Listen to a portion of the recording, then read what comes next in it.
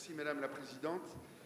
Monsieur le Ministre, dans le cadre du projet de loi de confiance dans la vie politique le 15 septembre 2017, vous savez, la réserve parlementaire a été supprimée.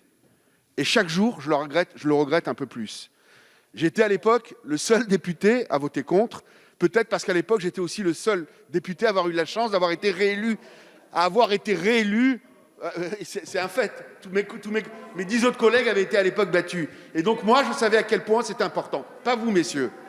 Cette suppression a été... Je parle évidemment des Français de l'étranger, monsieur le Vice-président. Merci, monsieur le Président. Cette suppression a été, et vous devez le comprendre sur le terrain, ça a été un coup de poignard pour toutes ces associations françaises qui font vivre et briller la France à l'étranger et qui n'ont plus d'aide aujourd'hui. Vous étiez engagé, monsieur le ministre, à l'époque, à associer les députés français au nouveau dispositif STAFF. La réalité, personnellement, je n'ai jamais été consulté ni intégré. Le résultat, on a détruit un lien essentiel entre les réalités locales et la représentation nationale. Pire, c'est 1,34 million d'euros qui sont perdus chaque année depuis. En circonscription, il y a une colère qui gronde. Il y a des associations vitales, je pourrais vous en donner la liste, qui ne sont pas éligibles. Et pourtant, devant l'AFE en 2017, le président de la République, Emmanuel Macron, a invité le ministre des Affaires étrangères à créer, je cite, un dispositif comparable. Monsieur le ministre, aujourd'hui, est-ce que vous considérez que le dispositif STAFF est suffisant pour nos associations, alors que la crise sanitaire frappe le monde entier, vous l'avez rappelé, nos compatriotes français de l'étranger ont plus que jamais besoin que ces associations françaises vivent. Elles ont besoin de soutien. J'ai fini, Madame la Présidente. Elles ont besoin de soutien financier.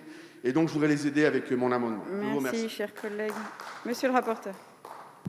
Madame la Présidente, Monsieur le Ministre, Monsieur Habib, cet amendement n'a pas été présenté devant la Commission des Finances. Cependant, j'ai l'impression que nous en avions longuement débattu à l'automne 2017 lorsque vous plaidiez avec fougue pour dimensionner à la hausse l'enveloppe des subventions aux associations françaises de l'étranger.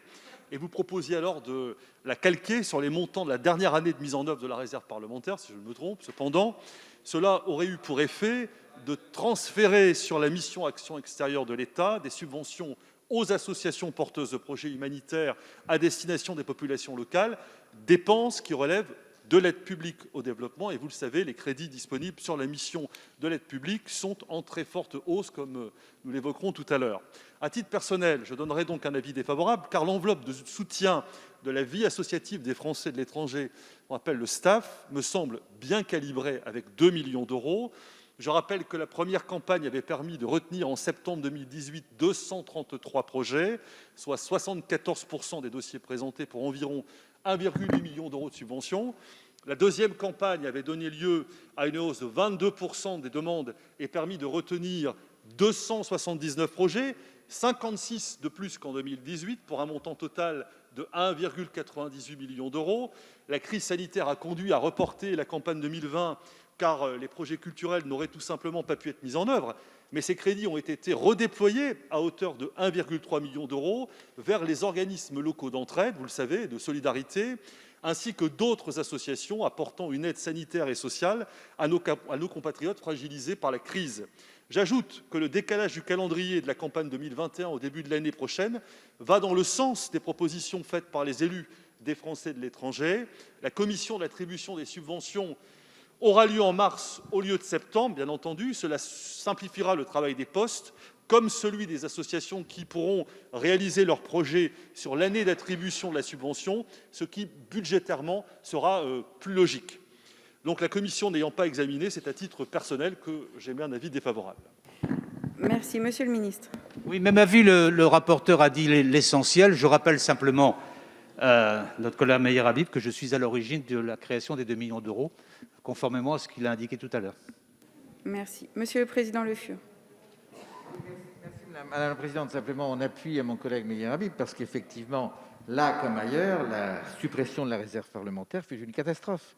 Chacun d'entre nous connaît son territoire, connaît son terrain, identifie les difficultés et peut aller en appui à un certain nombre de structures associatives. On nous a privés de cette possibilité, soi-disant parce que quelques bureaucrates dans je ne sais quel bureau, au fond de je ne sais quel ministère, étaient plus compétents et plus légitimes pour attribuer ce type d'aide. Eh bien, une fois de plus, C'était votre premier texte, chers collègues de la majorité.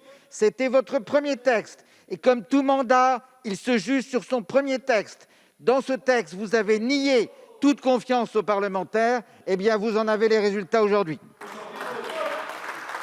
Merci, chers collègues. Monsieur le rapporteur. Oui, merci Madame la Présidente. J'interviens évidemment en tant que député des Français de la 7e circonscription des Français établis à l'étranger et non pas en tant que rapporteur. Je voudrais dire d'abord une remarque générale. Je participe et j'aide toutes les associations qui demandent de l'argent pour être aidées dans le cadre du staff. Je les aide, je les connais, je sais celles qui ont réussi, celles qui ont perdu.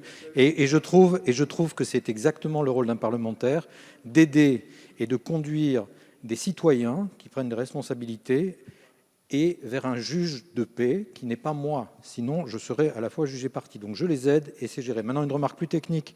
Monsieur le rapporteur y a fait allusion, mais il est vrai que le fait de rapprocher, d'avoir décalé le calendrier, c'est effectivement bien pour la comptabilité, mais c'est aussi bien parce qu'en fait, on gagne 6 mois et donc on va avoir deux campagnes qui vont être très rapprochées. Donc en fait, ceux de l'année précédente n'avaient pas encore appris qu'ils avaient perdu, qu'ils pouvaient déjà recommencer à réfléchir à cette année.